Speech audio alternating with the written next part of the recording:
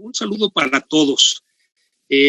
Lo que me ha pedido Jorge que cubra el día de hoy son estas estrategias para las pymes ante la crisis del COVID-19.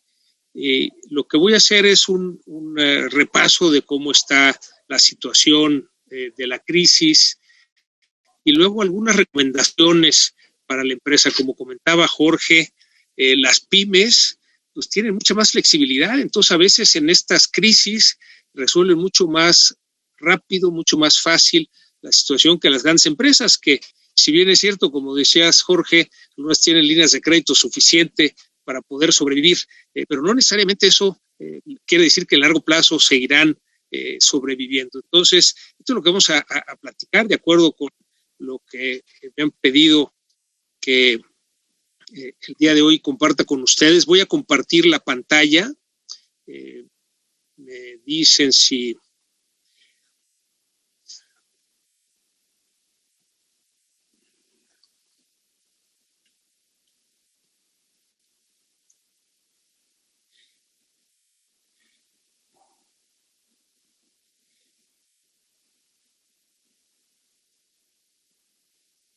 ¿Me dicen si la están ya viendo?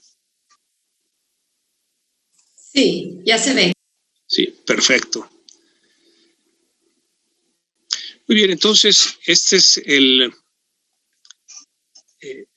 sobre lo que vamos a dialogar. Como les comentaba, pues un poco de la crisis en la que estamos y de ahí, digamos, sobre todo para poner los pies en la tierra de la realidad, del tamaño de crisis, el tamaño de reto que tenemos como país y desde luego cada una de las empresas. Entonces empezamos simplemente siendo conscientes de la realidad en la que estamos ante esta pandemia del COVID-19.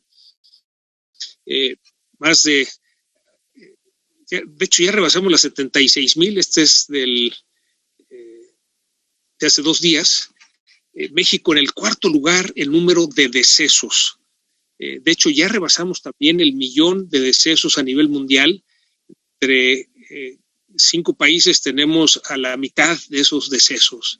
Hay pues más de 31 millones de casos contagiados, confirmados, y ya más de 1,000,000 de decesos. Entonces una crisis mucho mayor de la que imaginábamos en un principio, en donde el contagio del COVID-19, pues de acuerdo con las estrategias que han seguido algunos países, han podido librarla mejor que otros.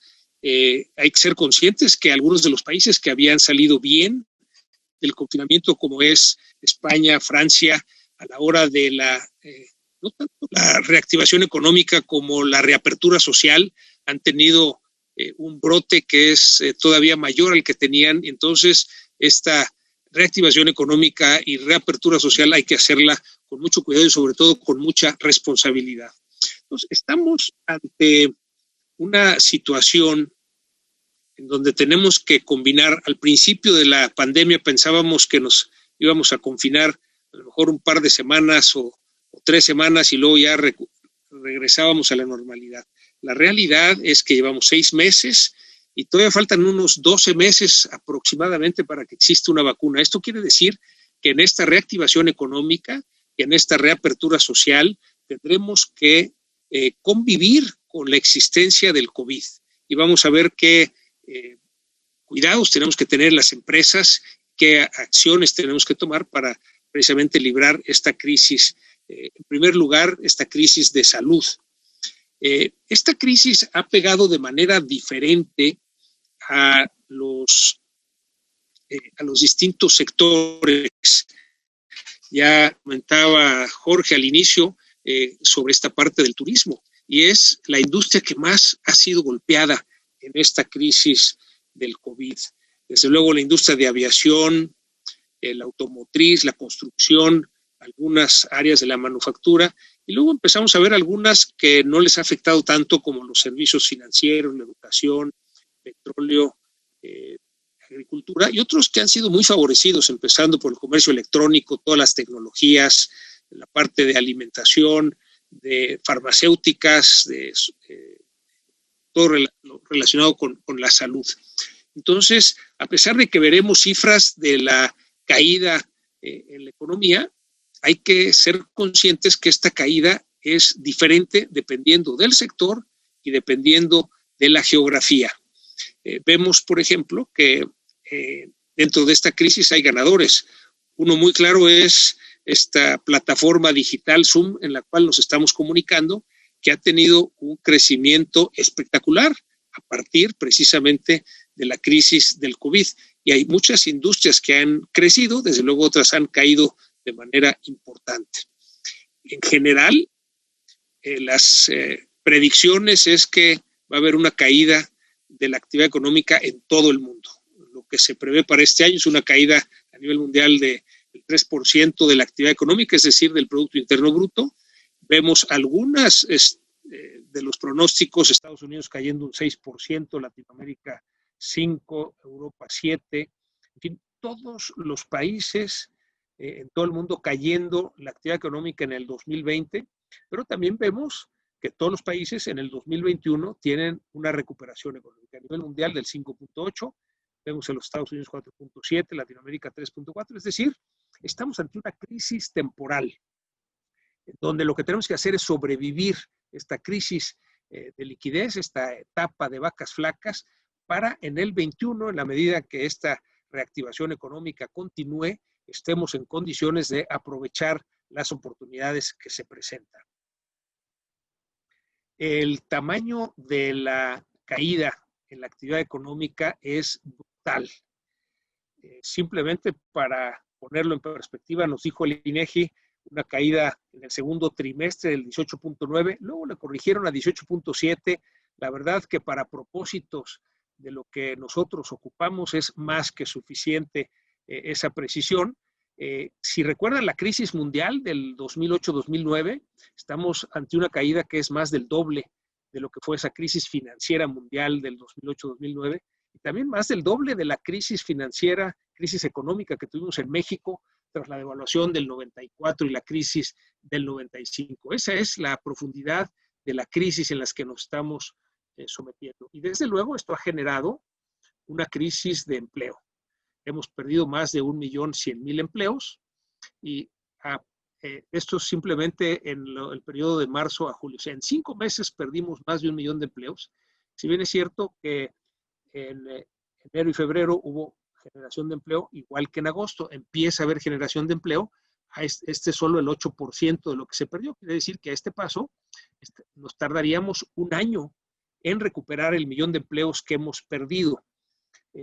Y en ese año, pues ya deberíamos haber generado otro 1,5 millones de empleos. Cuando volteamos a ver hacia las distintas industrias, vemos que, como habíamos visto en el esquema anterior, las caídas son diferentes, pero también la recuperación. En primer lugar, me interesa llamar su atención a la industria de alimentos, la que está arriba en una línea verde, en donde no nada más no cayó, sino que creció. Y esto se explica por el acopio. Una vez que nos dijeron que nos teníamos que quedar en casa, pues hubo una compra mayor de víveres, utensilios para poder sobrevivir estando en casa.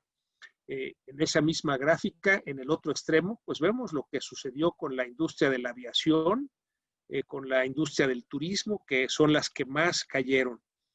Y vemos cómo empieza a haber cierta recuperación. Vemos, por ejemplo, en las líneas aéreas, pues hoy en día tenemos ya vuelos de México a Ámsterdam, a Londres, se ha ido recuperando cierta parte de la aviación, hay menos frecuencia de vuelos, pero ya hay vuelos nacionales e internacionales, empieza muy poco a poco, de tal manera que lo que, por ejemplo, el aeropuerto de la Ciudad de México, que estaba ya completamente saturado, pues ahora resulta que está sobrado, entonces no vamos a necesitar otro aeropuerto. Pero eso es harina de otro costal. Simplemente en esta recuperación económica, lo que quiero llamar su atención es que todos los sectores tienden a recuperarse en el 21. Sin embargo, hay sectores que tardarán entre 2 y 5 años en llegar al nivel que estuvieron en el 2019. Por ejemplo, la industria de los gimnasios de ejercicio, en donde tardarán entre 3 y 5 años en llegar al nivel que tenían a final del 2019. La industria del turismo también tendrá una recuperación entre 3 y 5 años para poder llegar a los niveles en los que estuvieron a finales del 2019. En esta misma recuperación económica, les muestro aquí esta gráfica de la variación de la actividad económica de los Estados Unidos comparada con la de México. Esto es importante porque si ven al transcurso de los años, hay una correlación casi perfecta entre la economía de los Estados Unidos y la economía de México. Es decir, cuando la economía de los Estados Unidos cae, la economía mexicana cae todavía más. Cuando la economía de Estados Unidos se recupera, también nos jala y nos permite tener también algunos años una recuperación mayor que en los Estados Unidos. Esto quiere decir que si bien es cierto que en el 2020 habrá una caída mayor en México que en los Estados Unidos, se cree que al nivel mundial, digo, al nivel anual, podemos tener una caída del 10.5% de la actividad económica. En los Estados Unidos tendrán una caída del 6 al 8%, es decir, tendremos una caída mayor que los Estados Unidos, pero también para el 21, en la medida que se empieza a recuperar la economía de los Estados Unidos, esta nos va a jalar y de alguna manera también a reactivar nuestra economía. Aquí lo que estuvimos viendo son promedios y lo primero que les quiero decir es que los promedios no sirven.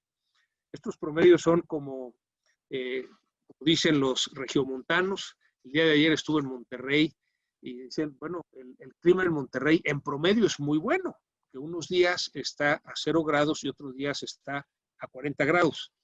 Y sí, el promedio es muy bueno, pero en realidad los promedios no nos sirven. Lo que tenemos que hacer es ver cómo es cada sector y cómo es cada región. O sea, por ejemplo, el año pasado, mientras la actividad económica del país en 2019 cayó 0.1%, la región de Bajío, Occidente, Centro, tuvo un crecimiento del 3.9%. Es decir, el promedio pues, nos da un indicativo, pero tenemos que hacer un zoom para entrar en mi sector, en mi región, cómo está la economía. Porque precisamente de esto depende que haya crecimiento o decrecimiento. Lo que podemos decir es que habrá grandes oportunidades de inversión en México después de la crisis. Y digamos, si la inversión extranjera creció en el 2019, cuando ya la actividad económica se empezó a frenar, cabe esta pregunta: ¿qué ven los extranjeros que no vemos los mexicanos para invertir en México? Vemos inversiones muy importantes en el sector tecnológico. Oracle, Intel, Microsoft están invirtiendo mucho en México. Oracle está haciendo un campus aquí en Guadalajara. Ellos tienen un campus muy importante en la zona de la Bahía de San Francisco y están haciendo otro aquí en Guadalajara que cuando lo ve uno se pregunta, bueno, ¿qué es lo que está viendo esta empresa para hacer una inversión tan grande, tan importante en un momento de crisis y en un país en donde pues, la caída económica será todavía mayor? Y les comento dos anécdotas en reuniones con empresarios extranjeros. Una fue en la ciudad de León, Guanajuato, a raíz del Hannover Fest, donde estaban los directores generales de empresas alemanas como Siemens, como Bosch, como BASF, y ante la pregunta si con la crisis en México, la caída que hubo el año pasado, pensaban desinvertir en nuestro país, ellos dijeron, no, nada más no vamos a desinvertir, vamos a aumentar las inversiones. México es el país más atractivo para invertir en América Latina. O sea, con todo y lo que estamos sufriendo en esta crisis, para por lo menos estas empresas alemanas, México es el mejor país para invertir en América Latina. Y desde luego también las empresas de tecnología, que desde luego desde que había, hace 4 años que ganó Trump, que les preguntábamos que si con los ataques que hacía Trump a México pensaban irse del país, sea que Trump diga lo que quiera, nosotros vemos aquí grandes oportunidades y vamos a invertir. Y lo que nos han dicho ahora es que seguirán invirtiendo. Entonces la reflexión es que estas grandes empresas, estas empresas extranjeras, tienen una variable en mente a la hora de invertir y esta es el largo plazo.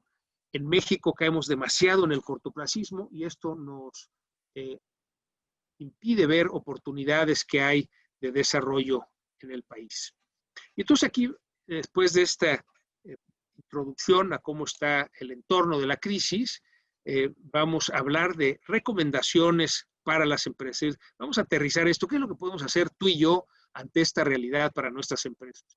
Y empiezo primero definiendo, retomando estas definiciones, una crisis como un cambio profundo de consecuencias importantes en un proceso o una situación de tal manera que estos son apreciados. ¿Sí? Se nota porque los cambios son profundos.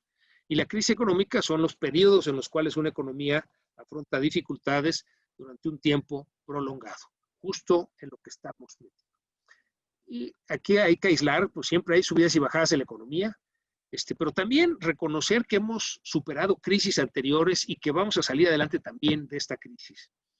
La fase crítica de la crisis de salud por el COVID, pues se había pronosticado que terminaría en julio. Bueno, estamos a lo mejor en septiembre, estará por terminar, y que la economía empezará a recuperarse a partir del primer trimestre del 2021. Entonces, primero, reconocer que estamos en época de vacas flacas, en donde no va a haber ayuda del gobierno ni para diferir pagos de impuestos, ni incentivos fiscales para favorecer las inversiones, ni deducibilidad adicional. O sea, hemos hecho propuestas, como ustedes saben, como Coparmex, como el Consejo, como organismos del Consejo de Coordinación Empresarial, y la negativa del gobierno pues nos deja claro que aquí, para salir de esta crisis, tenemos que salir cada uno de nosotros aplicando estrategias en nuestras empresas.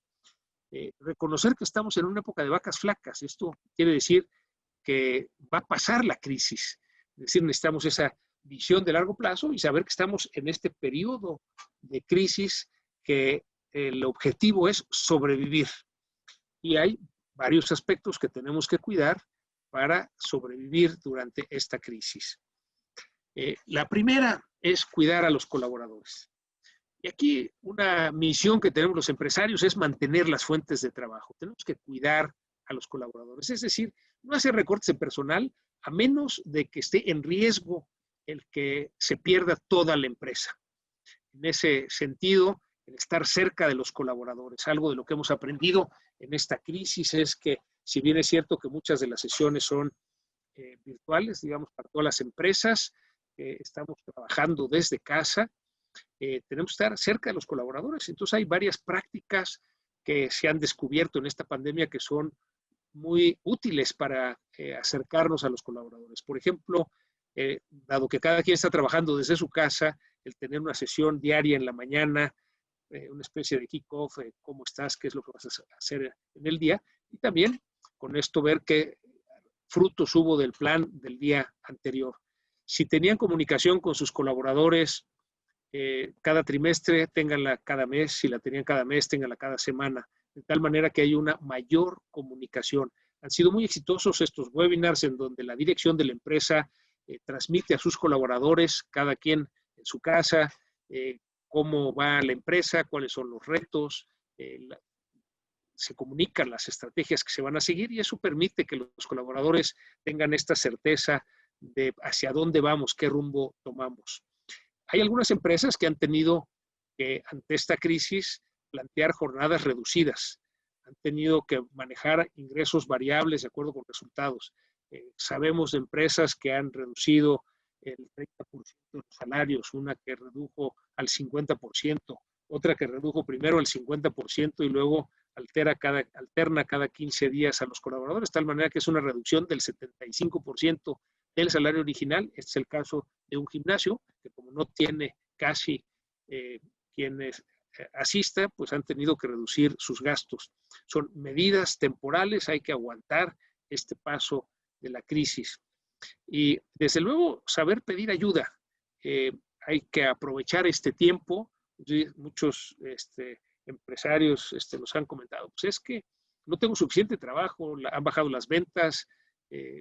Si vemos en el largo plazo que esto se va a recuperar, es un buen momento para aprovechar a capacitar a los colaboradores. Entonces, lo primero es cuidar a los colaboradores.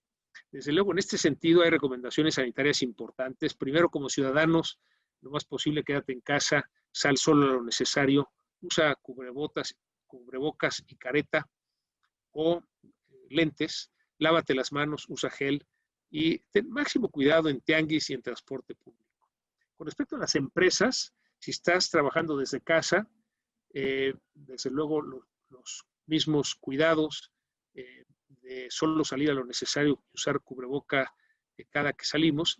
Si eres de las empresas, ya sea que porque al principio se consideraron esenciales o se han reactivado, pero tener este protocolo de preguntas todos los días cuando llegan los colaboradores, tomar la temperatura, preguntarles si han tenido todos dolor de cabeza, hemos visto empresas que han hecho pruebas, que hacen pruebas aleatorias para poder detectar casos asintomáticos y confinarlos, guardar la sana distancia, lavarse las manos, usar gel. O sea, esto es algo que tenemos que tomar la responsabilidad las empresas en la reactivación económica, para aquellos que ya regresaron presencialmente y los que no, cuando regresen de manera presencial, cuidar estos protocolos para evitar los contagios. Hemos visto empresas que detectaron que los contagios se daban en el transporte público, entonces han implementado esquemas de transporte propio de su personal de su casa o de la colonia hacia donde viven, hacia la empresa, hacia la fábrica, para efecto de que no haya este contagio en el transporte público. Aquí se requiere mucha responsabilidad. Hemos visto, no tanto en la reactivación económica, en donde ahí hemos visto que las empresas han sido muy responsables, sino en la reapertura social. De repente se relaja mucho el uso de cubrebocas. Por eso en Coparmex hicimos esta campaña en todo el país para incentivar, invitar a todos a usar cubreboca. Lo que vemos de repente en los restaurantes, en los bares que han abierto, es que pues sí llegan con cubrebocas, pero al rato ya se lo quitaron, ¿no? Empieza a haber bodas y también al principio todo el mundo llega con su cubrebocas y al rato se relaja. Esas son las ocasiones en que se provocan los contagios. Hay una estadística de España ahora en esta reactivación y reapertura económica y reapertura social, iban muy bien, pero a la hora del uso de cubrebocas no han sido disciplinados. Y no tanto cuando salen a la calle, sino que tienen reuniones en sus casas, con amigos, con conocidos, con familiares, y ahí no se usa cubrebocas, y ahí es donde está el mayor porcentaje de contagios. La segunda recomendación, cuidar a los clientes. Si bien es cierto que me podrían argumentar que pues ahorita los clientes no están comprando, o algunos han bajado sus volúmenes de compra, bueno, estar cerca de ellos nos va a ayudar que cuando compren nos tengan presentes. Podemos usar estas plataformas digitales para estar cerca de ellos, para ser empáticos. Ellos también están pasando una crisis. Entonces, ver cómo podemos ofrecer modelos de costos para el cliente que sean flexibles, que puedan eficientar su costo. De alguna manera, con esta empatía y cercanía, podemos tener posibilidades de aumentar esta actividad económica con nuestros clientes una vez que cada empresa vaya reactivándose. Es una gran oportunidad para que nos hagamos la pregunta, ¿verdad? ¿Qué tengo que hacer para que mi cliente se enamore de mi empresa, de mis servicios, de mis productos? De tal manera que cuando vaya a adquirir un producto o servicio, me tenga presente.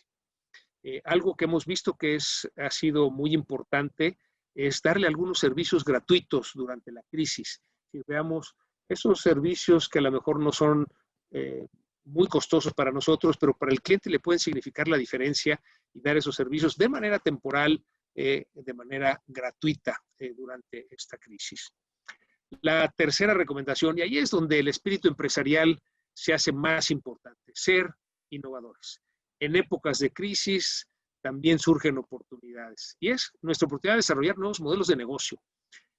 Ya veíamos al principio que hay estos sectores ganadores, el alimenticio, farmacéutico, la tecnología, distribución, juegos y entretenimiento. Entonces, ¿cómo puedo hacer para pegarme a la cadena de valor de esas industrias, ser proveedor de esas industrias de tal manera que en la reactivación económica estas industrias jalen a mi negocio? Es importante como romper esos paradigmas de nuestros modelos de negocio y, bueno, vemos que va a haber cambios radicales en muchas industrias. Por ejemplo, en el sector inmobiliario, pues ya sobra mucho espacio de oficina porque muchas empresas ya se dieron cuenta que no necesitan tanto espacio, aun cuando puedan tener una pequeña oficina, todo el mundo trabajando desde casa, se requieren menos espacios. Desde luego también se está demandando más espacio para casa de habitación, porque lo que antes era el hogar, la casa era el hogar nada más, pues ahora la casa, además del hogar, es la oficina del papá, la oficina de la mamá y la escuela de los hijos. Entonces, se requiere pues compartir espacios que no estaban diseñados para eso, y entonces también está poniendo una presión en el sector inmobiliario a espacios de habitación, trabajo más amplio. Y aquí hemos visto varios modelos de negocio que se han desarrollado en esta crisis. Por un lado, vemos lo que nos sugiere Singularity University, que es que la innovación esté en la frontera de la empresa. Singularity University, esta universidad en el Valle del Silicón, en los Estados Unidos, en California, que en sus programas, cuando tú inicias, no está definido qué es lo que vas a ver en el programa porque va cambiando literalmente todos los días. Y ellos lo que dicen es que las empresas, está bien que hagamos innovación en los procesos que tenemos y eso hay que seguirlo haciendo, pero la innovación disruptiva la tenemos que hacer en la frontera. Es decir, si sacamos la innovación disruptiva fuera de la empresa, perdemos las fortalezas de la empresa. Si la dejamos adentro, la operación nos va a comer. Entonces, estar en la frontera, un pie adentro, un pie afuera. Ahí vemos experiencias muy exitosas, por ejemplo, Bimbo Ventures, que dijo, independientemente de la innovación que tengo en mis líneas de producción, necesito innovar, por ejemplo, en pan sin huevo para algunos mercados, en botanas nutritivas, en empaques biodegradables, en fin, estas empresas que han armado estas áreas de innovación disruptivas que se llaman Ventures, como FEMSA Ventures o como Soluciones Ventures. Y esto también ha permitido que puedan invertir en las startups, en las nuevas tecnologías de sus negocios. Es muy difícil que una empresa grande pueda estar en la punta de la tecnología, y ahí es donde hemos visto que las startups llevan ventaja. Entonces, una manera de estar con las innovaciones que tienen estas startups es precisamente a través de esta innovación disruptiva. Cuando hablamos de transformar el modelo de negocio, algunos ejemplos, por ejemplo, un restaurante que no tiene comensales y entonces se convierte en un negocio de distribución de comida a domicilio. O un hotel Fénix en el centro de Guadalajara, que dijo, tengo 80 trabajadores, no tengo huéspedes, ¿qué puedo hacer? Los liquido y el día que se recupere vuelvo a contratar, o les pago el sueldo sin hacer nada, o lo que se le ocurrió es, les voy a generar una actividad para pagar sus sueldos, y entonces se le ocurrió la tamaliza. Una docena de tamales por 180 pesos, y lo puedes pedir por las plataformas digitales o por WhatsApp, que por cierto también si te interesa donar a familiares del Hospital Civil, puedes donar también en esta tamaliza. Espacios de reuniones que se han transformado en sets de producción para poder de alguna manera aprovechar lo que ahora es la virtualidad. Hemos visto congresos virtuales donde se organizan en plataformas y hay conferencias al mismo tiempo. Uno entra en la plataforma y se va dividiendo en grupos y hay áreas de exposición. La semana próxima tendremos el evento del IBF de Coparmex, Innovation and Business Forum, y esta será a través de una plataforma que nos permitirá, pues tal cual, ver innovaciones en stands, escuchar distintas conferencias, y eso es un poco lo que está transformando esos modelos de negocio. Entonces, la pregunta a cada uno es, si hoy reiniciara mi negocio de cero, ¿qué es lo que haría y qué dejaría de hacer? Esta es la gran oportunidad que tenemos en esta transformación del modelo de negocio. La cuarta recomendación es súper importante. Si hablamos de que es una crisis temporal, la liquidez es fundamental. Como dicen los americanos, cash is king. Es decir, preservar la liquidez es lo que nos va a permitir sobrevivir a la crisis. Por ejemplo, comentábamos que si saco un automóvil nuevo y pongo a manejar y voy atravesando un desierto y a mitad del desierto se me acaba la gasolina. El motor del automóvil puede estar perfectamente bien, pero sin gasolina no camina. Algo similar pasa con las empresas. Podemos tener un modelo de negocios extraordinariamente bien armado, pero si no tenemos liquidez, que es la gasolina de las empresas, lo más seguro es que nos quedemos precisamente en esta crisis, en esta época de vacas flacas y no sobrevivamos. Entonces, tenemos que cuidar la liquidez, reducir los gastos. Hay algunos gastos que se redujeron automáticamente, los gastos de viaje, por ejemplo. Hay que optimizar las inversiones, bajar los inventarios, disminuir la cartera, negociar plazos con proveedores, negociar, por ejemplo, rentas con los caseros, tramitar líneas de crédito bancarias. Esto lo comentaba Jorge al principio. Pues sí, siempre el tener esa posibilidad de financiamiento para estos momentos de crisis de liquidez es muy importante. Entonces, es importante entender que esto es temporal y que conservar la liquidez es fundamental para que sobreviva la empresa. Desde luego, también tiempo para optimizar los procesos, en donde, pues, si nos sobra tiempo de los colaboradores, podemos rediseñar los procesos. No todos, a lo mejor los 20 procesos más importantes, y esto nos va a permitir que una vez que la reactivación económica ya esté pues podamos tener procesos optimizados. Estos procesos optimizados nos pueden dar una productividad de un 8% en promedio. Otra recomendación es hacer una transformación digital de la empresa, es decir, habilitar a toda la empresa con tecnología. Hoy la tecnología está avanzada y es económica, de tal manera que pues, cualquiera puede utilizar herramientas como esta que estamos utilizando el día de hoy para comunicarse con sus clientes, con sus colaboradores, de tal manera que esto hace algunos años era impensable, era demasiado costoso. Pero entonces, si automatizamos los procesos de la empresa, esto nos da un aumento de productividad de un 2%. Pero cuando combinamos el rediseño de procesos y después los automatizamos, la productividad sube un 20%. Entonces, la recomendación es, primero, el optimizar los procesos y una vez que están optimizados, entonces sí, automatizarlos. A veces pensamos que con la sola automatización, con la sola tecnología vamos a ser más productivos y sí somos más productivos, pero marginalmente. Cuando realmente somos productivos es cuando rediseñamos los procesos y luego los automatizamos. Finalmente, la séptima recomendación, ser socialmente responsable. Desde luego, la actuación ética, el poner a la persona en el centro de nuestras organizaciones, el cuidado del medio ambiente y la vinculación con la comunidad, que son los 4 pilares de la responsabilidad social. Y dentro de esto, cumplir con todas las obligaciones legales y fiscales, pagar los impuestos correspondientes. Hay los estados en donde sí hubo algunas ayudas para posponer el pago de los impuestos, pero cuando no, como fue a nivel federal, pues hay que pagarlos. Y claro, al mismo tiempo cuidar la salud de la empresa.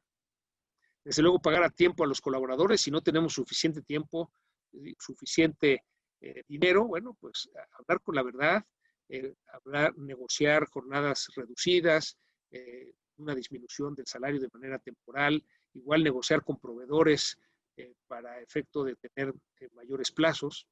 Y sobre todo en esta época en donde vemos que una crisis de salud generó una crisis económica, genera una crisis de empleo, genera esto una crisis social. Hay hambre en la calle. Hay 1 millón de mexicanos que trabajaban formalmente, estaban dados de alta del Seguro Social, que hoy no tienen empleo. Y bueno, el INEGI nos dijo que había otros 10 millones en la economía informal que habían perdido el empleo, de los cuales la mitad ya lo han podido recuperar. O sea, todavía hay mucha gente en la calle sin empleo. Pues antes de que esto genere un problema mayor, un problema social, es importante ser solidarios, unirse a cualquiera de las iniciativas para donar despensas, para ayudar a los que hoy no tienen empleo. En ese sentido, hay una iniciativa de Coparmex que hicimos con USEM, la Unión Social de Empresarios Mexicanos, CEMEFI, el Centro Mexicano para la Filantropía, y Aliarse, la Alianza para la Responsabilidad Social Empresarial, en donde nos aliamos con Cáritas para donar despensas, donde el 01800 hablabas para pedir una despensa, también para donar despensas en donadespensas.mx. Pero luego descubrimos que la gente, además de hambre, necesitaba ayuda psicológica. Entonces, puedes dar estas líneas para pedir ayuda psicológica. Y ahora lo que estamos haciendo es ligar las vacantes. En estas industrias que están creciendo con las personas que se quedaron sin empleo en las industrias que han quebrado o han bajado, de tal manera que podamos tender ese puente y juntar las vacantes con los que están buscando empleo. En fin, es momento de ser solidarios. Y estamos convencidos en Coparmex que si cada empresa se hace cargo de lo que le toca, vamos a salir adelante, y cuando la economía se recupere tendremos esta plataforma para una economía con desarrollo social que logre un México más justo, un México más libre, un México en paz. Y para esto la herramienta fundamental es la empresa. Por eso la responsabilidad de cada uno de ustedes en la empresa que manejan, que dirigen, para poder sobrevivir a la crisis y enfrentar esta parte difícil, que es cuidar la salud de los colaboradores y al mismo tiempo cuidar la salud de la empresa. Pues con esto les agradezco el tiempo de su atención y abrimos a las preguntas o comentarios que tengan.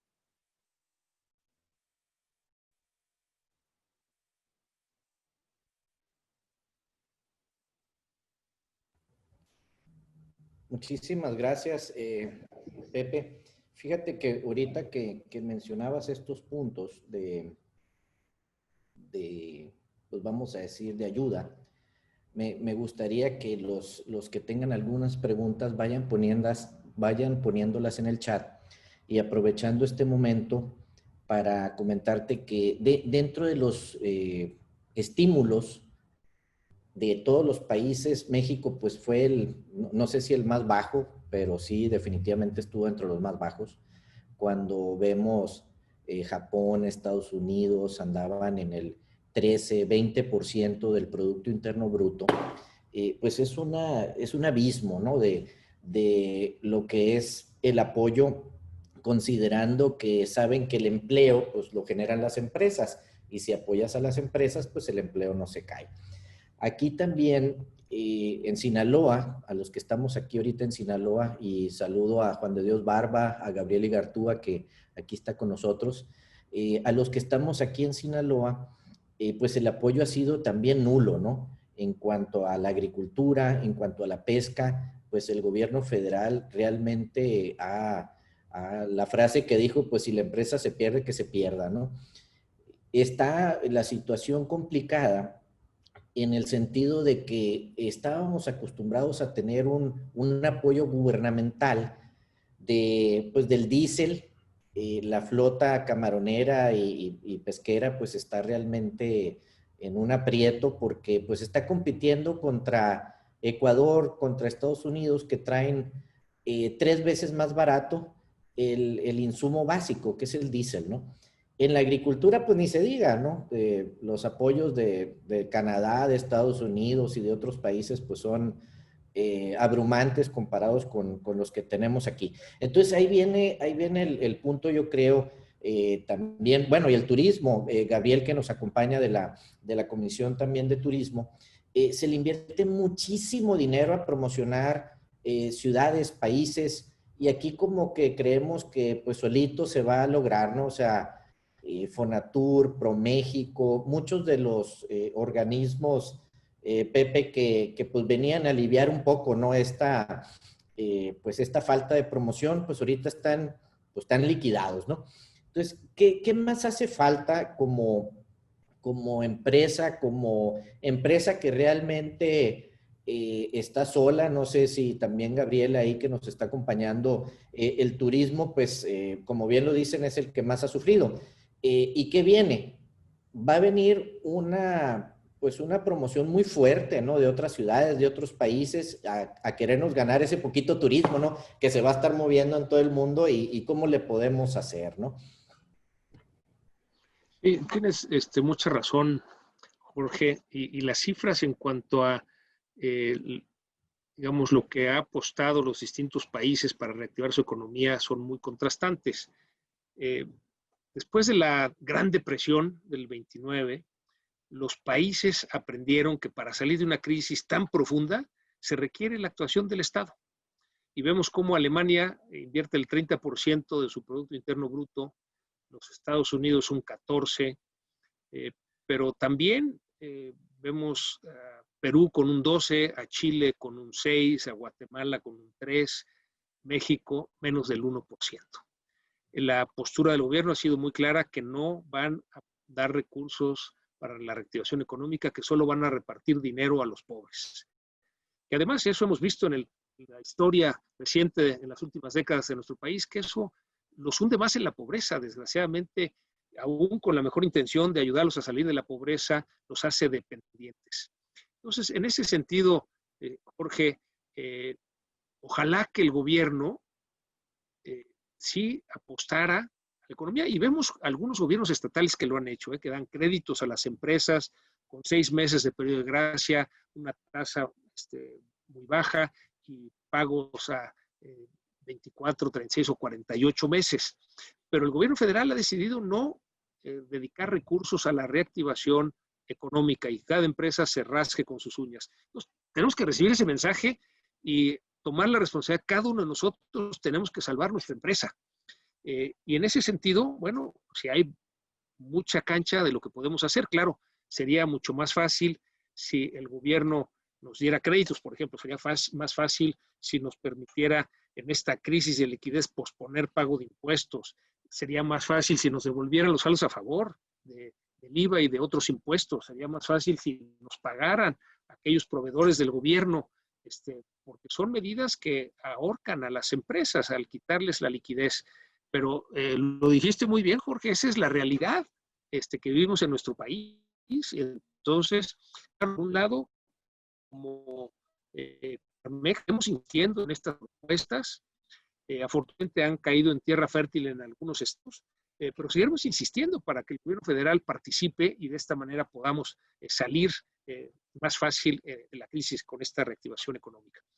Y con respecto al turismo que mencionas, y ya vi que está aquí Gabriel Igartúa, qué bien que nos acompañas, nuestro presidente de la Comisión Nacional de Turismo.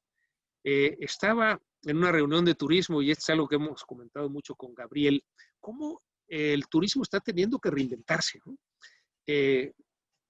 Por ejemplo, en Cancún y en Los Cabos, y algo también en Vallarta, pues muchos hoteles se han dado cuenta que ha cambiado el tipo de turismo, es decir, antes a lo mejor ibas de vacaciones 1 o 2 semanas, pero ahora hay pues muchos que están trabajando desde casa y que quieren salir de casa, ¿no?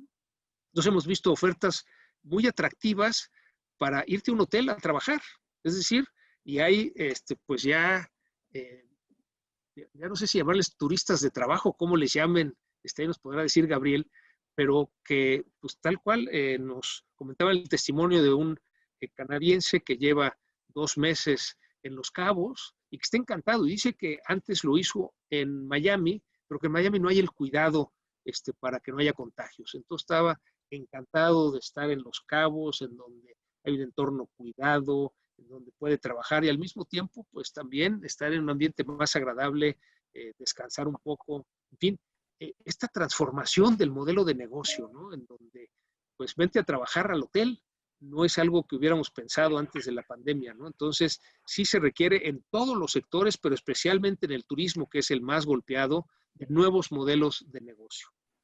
O sea, a lo mejor, Gabriel, si puedes compartirnos un poco de lo que se ha estado elaborando para precisamente pasar esta crisis, que al turismo es a quien más le ha afectado.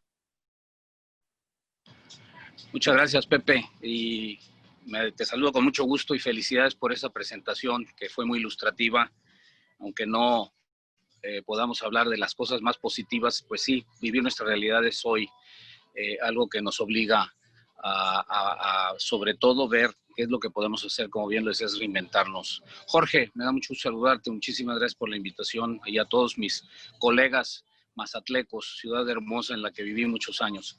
Sí, Pepe, en la Comisión Nacional de Turismo lo primero que nos abocamos fue hacer un diagnóstico de los diferentes centros empresariales turísticos de lo que sucedía.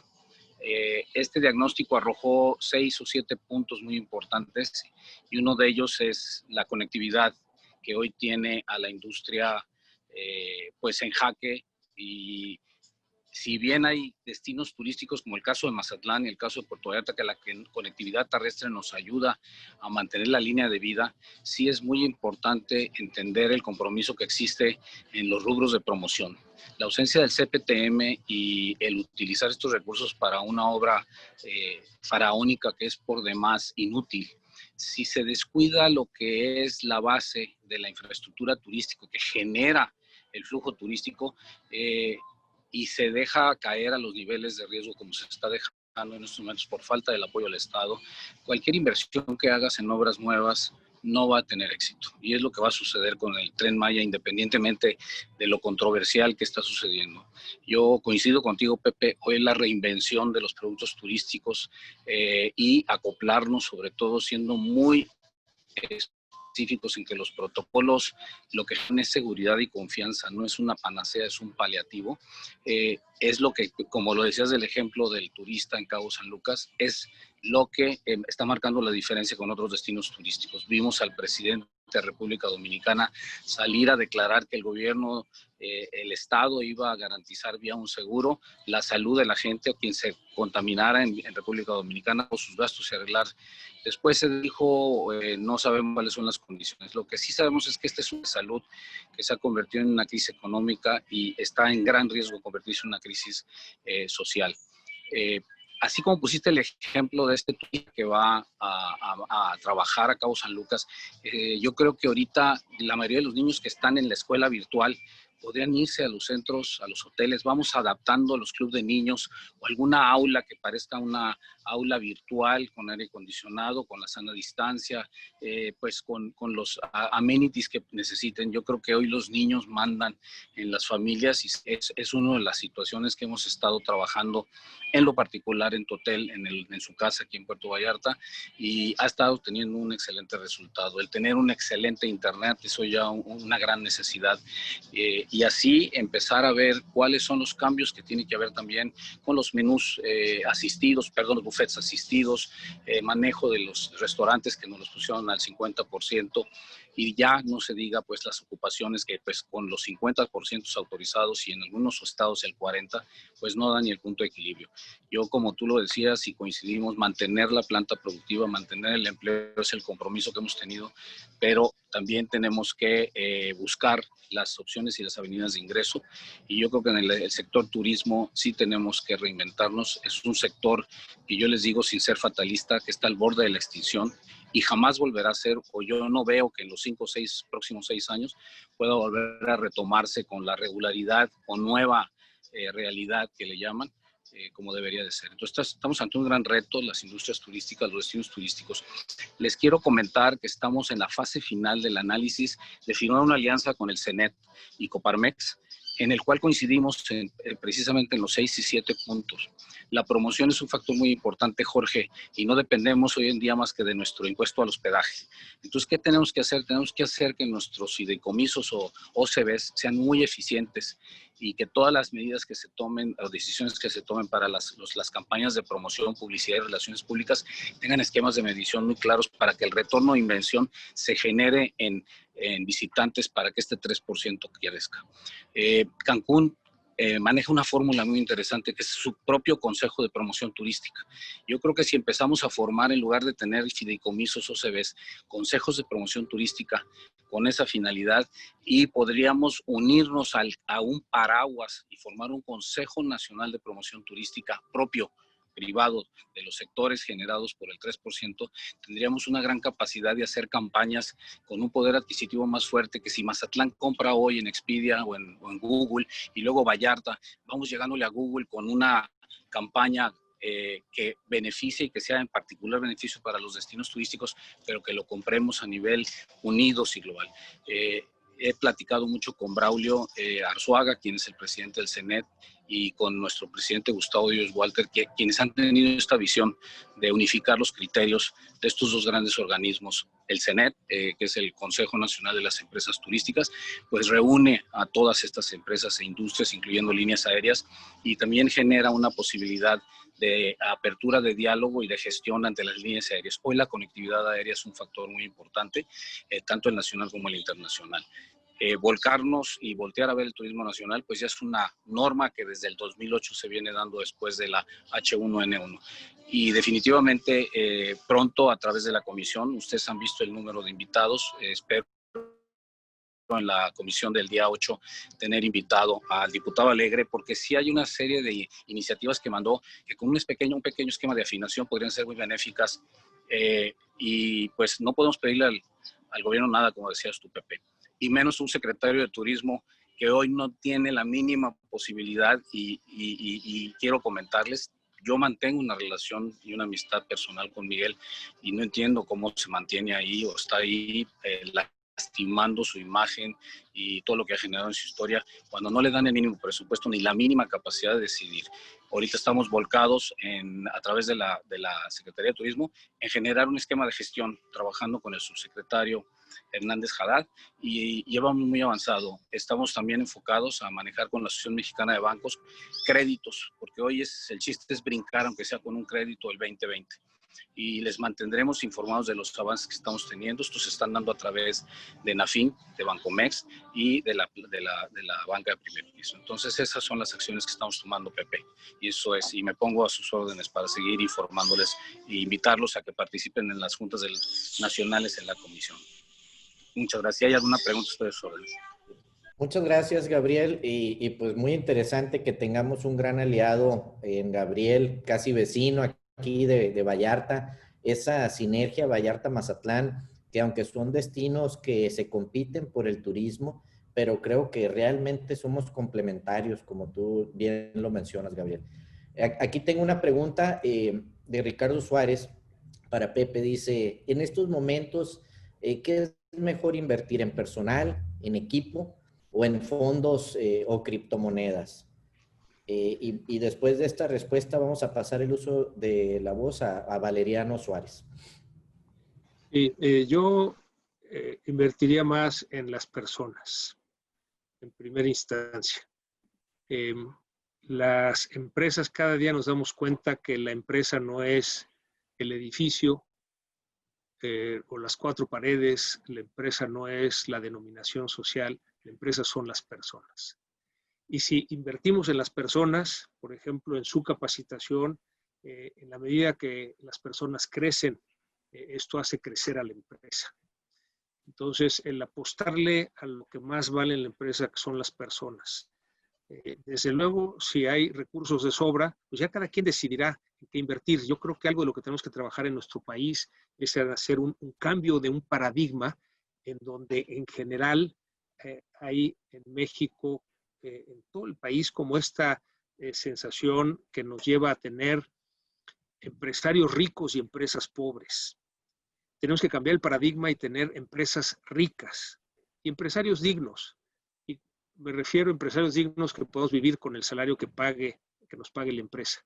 Lo que tiene que tener riqueza es la empresa, es decir, las utilidades que genera la empresa se reinviertan para generar más empleos y también para desarrollar a nuestro personal. En lo particular con respecto a las inversiones, si les sobra ese dinero, bueno, yo no recomendaría las criptomonedas, no me parece ni en lo personal y menos con recursos de la empresa.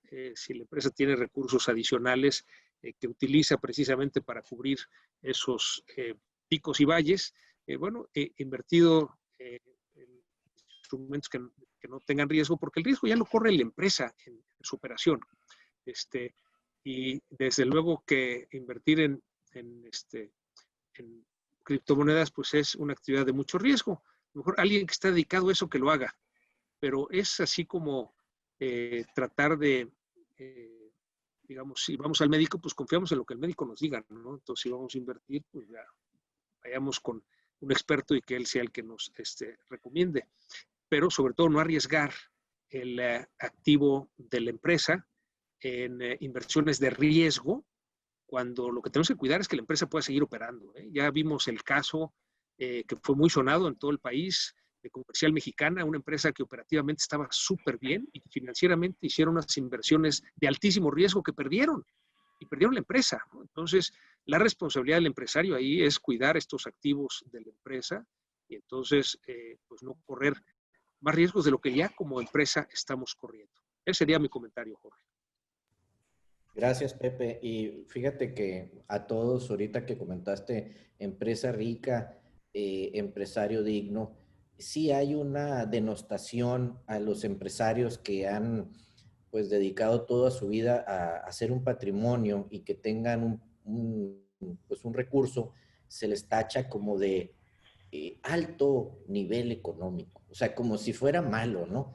Y creo que esa polarización de alguien que tiene 30, 40, 50 años trabajando y que ha hecho un patrimonio bien hecho, estoy hablando, ¿no? Y que se le denoste, pues habla de que no estamos en una vía de formar empresarios, sino más bien de formar pobres. Valeriano, adelante. Hola, muy buenos días. ¿Sí me escuchan? Sí, te escuchamos, Valeriano, muy bien. Qué gusto saludarlos a todos, especialmente Pepe. Un verdadero placer tenerte aquí virtualmente en Mazatlán. Qué maravilla. Queremos pronto tenerte presencialmente para poder compartir con calma algunas de nuestras delicias también, que te las mereces. Oye, gracias, Valeriano. Quiero saludar, desde luego felicitar a Jorge por este evento. Excelente, Jorge.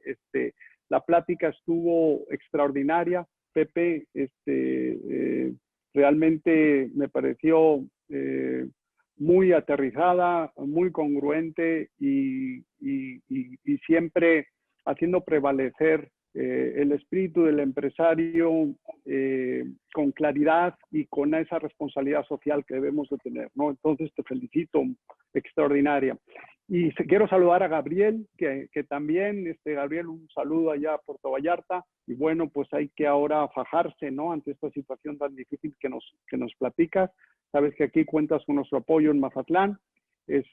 Y también, bueno, a Juan de Dios que anda por ahí, Jorge López Valencia, a todos los que he visto, pues un verdadero placer tenerlos por aquí con nosotros.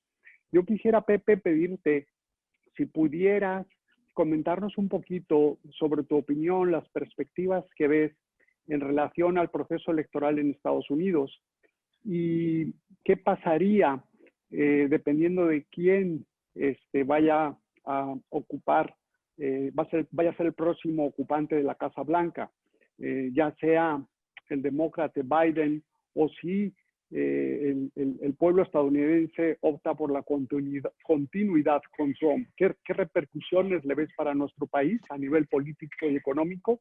Y también aprovechar de ir un poquito más a un horizonte más amplio y también hablando de cuestiones político-electorales, ¿cómo ves la perspectiva de la elección del año que viene en nuestro país? La importancia que puede tener y el compromiso que debemos de demostrar los ciudadanos ante esta gran oportunidad que tenemos de hacer que se prevalezca la democracia y el espíritu republicano de nuestro país para tener un Congreso fuerte, que tenga diversidad y que pueda también ser parte de ese equilibrio de poderes que una república sana, con futuro y alternativas necesita. Bueno, ambas preguntas, Valeriano, merecerían mejor una hora cada una, pero voy a tratar de ser muy concreto.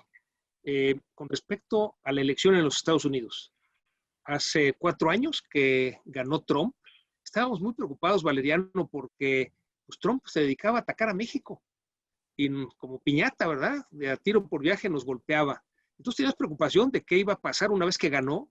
Hicimos un grupo de estrategia que se llamaba Estrategia Anti-Trump. Entonces tenemos que defendernos. Con el tiempo nos dimos cuenta que pues, era cuestión de la campaña y entonces lo cambiamos a Estrategia México ante Trump. Y más adelante lo cambiamos a Estrategia México ante una nueva relación con los Estados Unidos. Nos dimos cuenta que, pues si bien es cierto, se ha cambiado la relación de México con los Estados Unidos, pues mucho de lo que decía Trump era en campaña. Hemos visto algo muy positivo que no esperábamos con Trump y que es que nuestro presidente, pues sí se cuadra ante Trump, ha sido un gran contrapeso. En ese sentido, podríamos decir, oye, pues que vuelva a ganar Trump porque sí nos mantiene ese contrapeso, ¿no? aunque pues, ya no está tan claro si es parte como ya de un acuerdo que tengan entre ellos, ¿no? Por otro lado, el que ganara Biden no quiere decir que con eso automáticamente nos va mejor. O sea, hay temas en que nos va a ir mejor y temas en que nos va a ir peor. Y me parece, Valeriano, que lo que tenemos que hacer es dejar que los americanos elijan como ellos quieran a su presidente. Ya hablan de que probablemente pudiera quedar Trump aún sin hacer caso a las votaciones, ¿no? Por los esquemas que tienen los colegios electorales, en donde, bueno, ya van varias elecciones en donde aquel que recibe más votos no es el que queda como presidente, por este esquema indirecto de los colegios electorales, en donde además sus votos no necesariamente son para, de acuerdo con el mayor número de votos en sus estados. Entonces, yo creo, Valeriano, que sí tenemos que hacer un análisis de ventajas y desventajas con cada uno. No nos va a ir bien con ninguno de los dos si nosotros no hacemos nuestra parte. Entonces, tenemos que trabajar en nuestra parte. Creo que el TEMEC es una extraordinaria herramienta y tenemos que aprovecharla, en el sentido de que afortunadamente la actual administración siguió adelante con el TEMEC y está firmado. Y eso nos da también un bloque de contención. Hay cosas que no podrá hacer nuestro gobierno porque van a ir en contra del TEMEC e inmediatamente van a protestar Estados Unidos y Canadá. Entonces, sí hacer una estrategia, y en cada estado es diferente, cómo afecta una y otra presidencia para productos que tenemos en el estado. Y claramente para Mazatlán el turismo, ¿no? O sea, al momento de que hay estas alarmas o alertas de peligro, de inseguridad, pues nos afectan en el turismo. Entonces, sí hay mucha labor que se puede hacer con nuestros pares en los Estados Unidos para contrarrestar estos aspectos. Pero independientemente de quién gane, nosotros, insisto, tenemos que hacer nuestra parte. Y con respecto a la segunda pregunta sobre las elecciones del 2021, pudiéramos hablar muchísimo sobre el tema, como decíamos. Creo que podría reducirlo o podría sintetizarlo en que es importante entender que hace varias décadas en nuestro país decidimos que queríamos democracia. Y en ese sentido, bueno, pues si recuerdan, no hace muchos años un solo partido, el PRI, ganaba todas las elecciones. Presidencia de la República, gobernadores, diputados, senadores, alcaldes. Y como país dijimos, queremos democracia, ¿no? Y bueno, hoy en día, pues ya muchas veces ni aún con encuestas sabemos quién va a ganar, a menos de que haya una ventaja brutal, ¿no? Como fue en el 2018.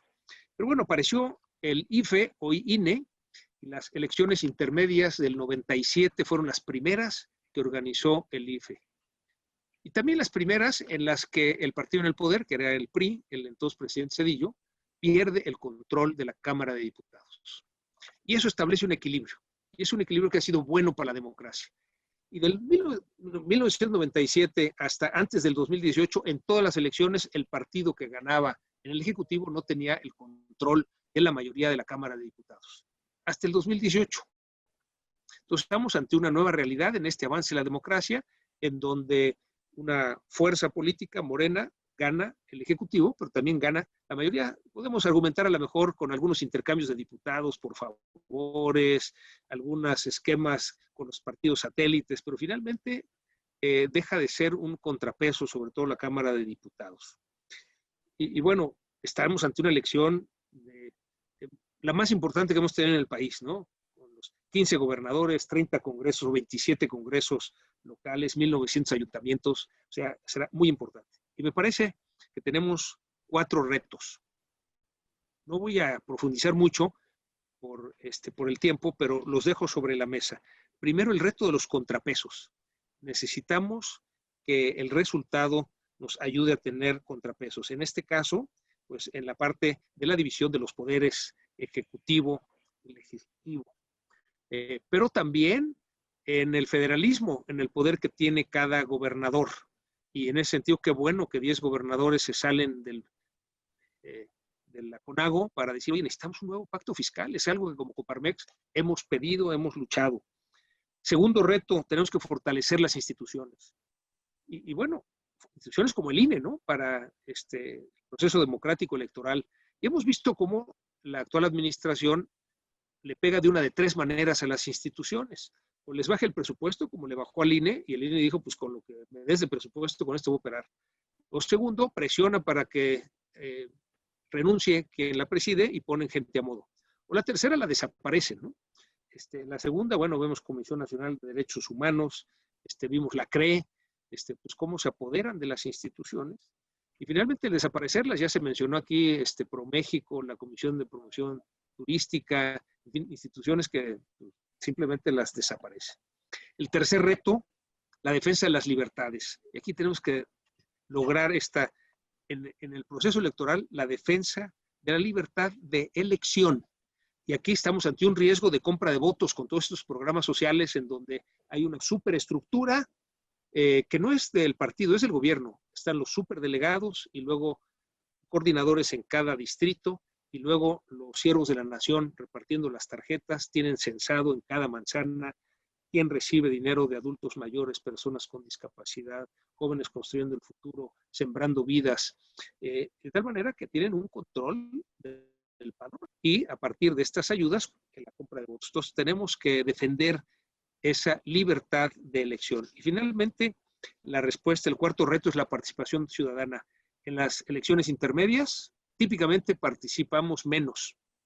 Y bueno, si hacemos un recuento de lo que pasó en el 2018, con 90 millones en el padrón, 30 millones votan por AMLO, 30 millones no votamos por AMLO, pero hay otros 30 millones que no fueron a votar. Y las intermedias todavía van menos.